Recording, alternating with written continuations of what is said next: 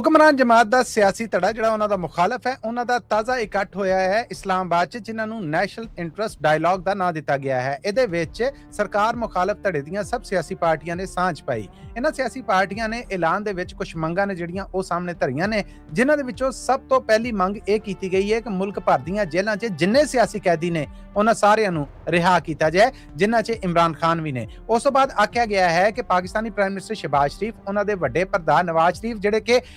Party ਪ੍ਰਧਾਨ ਵੀ, ਉਹਨਾਂ ਸਮੇਤ ਇੱਕ ਕਮੇਟੀ ਬਣਾਈ ਜਾਏ ਜਿਹਦੇ 'ਚ ਸਾਡੇ ਚੋਂ ਵੀ ਕੁਝ ਲੋਕ ਹੋਣ, ਉਹ ਰਲ ਕੇ ਸਲਾਹਾਂ ਕਰਨ ਔਰ ਕੁਝ ਫੈਸਲੇ ਜਿਹੜੇ ਉਹ ਸਾਹਮਣੇ ਆਉਣ। ਫਿਰ ਇਹਨਾਂ ਫੈਸਲਿਆਂ ਨੂੰ ਪਬਲਿਕ ਕੀਤਾ ਜਾਏ ਔਰ ਇਹਨਾਂ ਦੇ ਉੱਤੇ ਅਮਲ ਕਰਾਉਣ ਦੀ ਜ਼ਮਾਨਤ ਹੈ ਜਿਹੜੀ ਉਹ ਪਾਕਿਸਤਾਨੀ ਪ੍ਰਾਈਮ ਮਿਨਿਸਟਰ ਸ਼ਹਿਬਾਜ਼ ਸ਼ਰੀਫ ਹੋਣੇ ਦੇਣ। ਮਹਿਮੂਦ ਖਾਨ ਅਚਕਜ਼ਈ, ਜਿਨ੍ਹਾਂ ਨੂੰ ਇਮਰਾਨ ਖਾਨ ਦੀ ਸਿਆਸੀ ਪਾਰਟੀ ਨੇ ਸਰਕਾਰ ਮੁਖਾਲਫ